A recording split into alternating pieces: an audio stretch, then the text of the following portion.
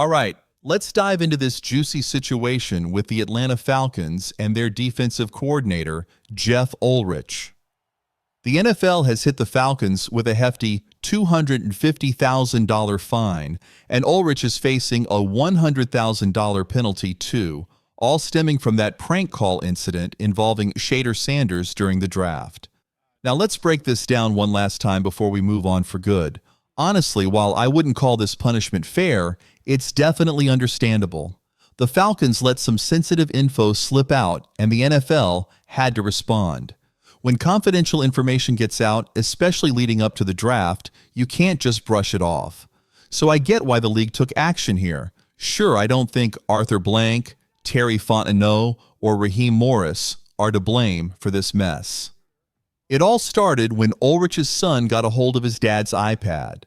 I mean, what could the Falcons have done differently? Maybe they could have locked down their devices a bit better, but I'm sure they already have some security measures in place.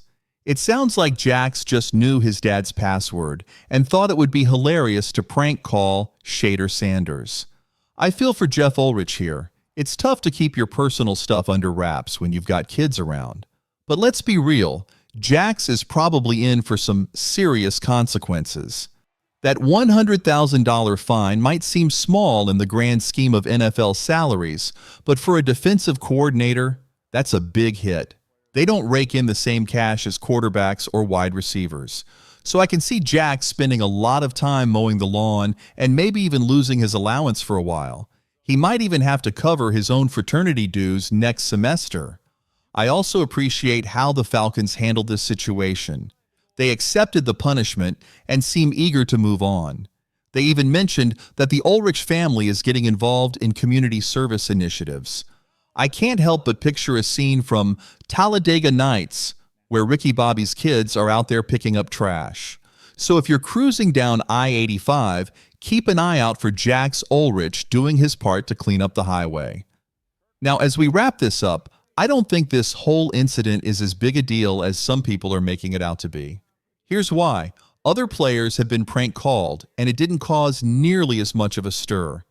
Take Tyler Warren, the Colts tight end, for example. He got prank called by the Jets, and nobody batted an eye.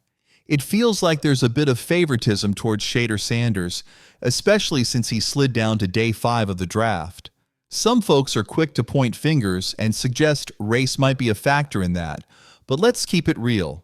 This whole situation might just be getting blown out of proportion. Let's shift gears and talk about Shader Sanders and the reaction to that prank call incident. Sure, there might be some bias at play, but let's keep things in perspective. Shader wasn't harmed. It was just a prank call. I'm going to go against the grain here and say that while this isn't a nothing burger, it's definitely not something that warrants people losing their jobs, as some have suggested. Matthew Berry even said the whole family is responsible. Really? What did Mrs. Ulrich do to deserve that blame? Jax made a poor choice, and he should face consequences from his family, but this isn't a scandal that requires major reforms or job losses. It was just a prank call, folks. So I don't think this is the end of the world, like some people are making it out to be. Now let's move on to some better news for the Falcons. Drake London just had his 5th-year option picked up, and honestly, this was a no-brainer. We all saw this coming, especially with the deadline looming on May 1st. The Falcons knew back in January that they were going to pick up that option. The 5th-year option for 2026 is set at $16.8 million, and it's a fully guaranteed deal. This is one of those rare moments in the NFL where contracts are straightforward. If you cut or trade London, you owe him that $16.8 million. No ifs, ands, or buts about it. But let's be real, that's not going to happen. Drake London had a phenomenal season last year, setting career highs in receptions, targets, yards, and touchdowns. It's no surprise when you give him a solid quarterback to work with instead of Marcus Mariota or Desmond Ridder. He's capable of putting up top 10 production as a wide receiver. In fact, I think the Falcons should consider extending London this offseason. It doesn't have to happen today or tomorrow, but I've seen enough from him over 3 seasons to believe he's a player worth keeping around for a second contract. Now, we might disagree on what that contract should look like, but I'd love to see London in Atlanta for another 4 years on top of his rookie deal. I don't want the Falcons to drag their feet like the Bengals or Cowboys did with their receivers, only to end up paying way more than they should have. Look at Cincinnati. They waited too long on Jamar Chase's extension and ended up paying a premium. I don't think London will command top 5 receiver money, but with the salary cap rising and his strong performance last year, a 4-year, $114 million deal could be appealing. That would put him just ahead of Jalen Waddle, making him the 10th highest paid receiver. If you guarantee around $60 million of that, it's a solid offer. London might think, hey, I just had a great year. I could bet on myself and wait for a bigger payday next year. But he could also see the value in that guaranteed money, especially with the uncertainty of injuries or performance. In the long run, it's in the Falcons' best interest to lock him down now at a more manageable rate. London is on the rise, and I believe he's a star in the making.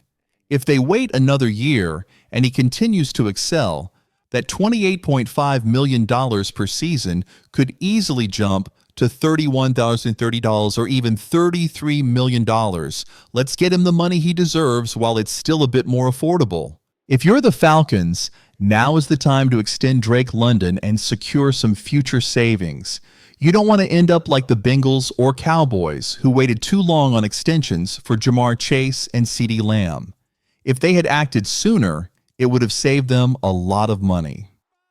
Now let me throw a question your way. Is Drake London a wide receiver 1? Drop a Y for yes or an N for no in the comments. Personally, I believe he is. He's been a bit overlooked for a couple of reasons. First, the Falcons haven't had many primetime games until last season, so he hasn't been on the national radar. Second, he's dealt with some pretty rough quarterback play throughout his career.